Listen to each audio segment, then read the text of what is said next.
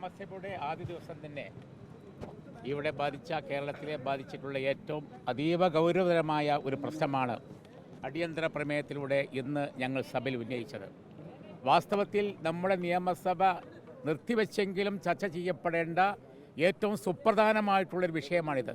പ്രതിപക്ഷ നേതാവ് പറഞ്ഞതുപോലെ ലക്ഷക്കണക്കിന് നമ്മുടെ സാധാരണക്കാരായ ആളുകൾ, പട്ടിണി പ്രയാസപ്പെടുന്ന ആളുകൾ, മരുന്ന് വാങ്ങാൻ കഴിയാത്ത ആളുകൾ, ഈ പെൻഷൻ കൊണ്ട് മാത്രം ആശ്രയിച്ച് ജീവിതം മുന്നോട്ട് പോകുന്ന ആളുകൾക്ക് ഒരു സൗകര്യം ലഭ്യമാക്കുന്നതിന്, അവർക്ക് പെൻഷൻ ലഭ്യമാക്കുന്നതിന് വേണ്ടിയാണ് ഞങ്ങൾ ഈ പ്രമേയം അവതരിപ്പിച്ചത്.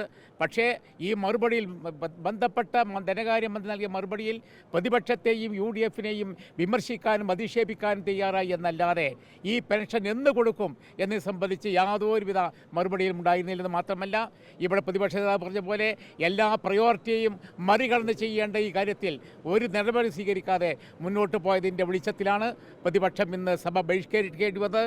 ആദ്യ ദിവസം തന്നെ ഇങ്ങനെ സഭ ബഹിഷ്കരിക്കേണ്ടത് ഒരു പ്രത്യേകമായ സാഹചര്യത്തിലാണ്, നിർബന്ധാവസ്ഥയിലാണ്.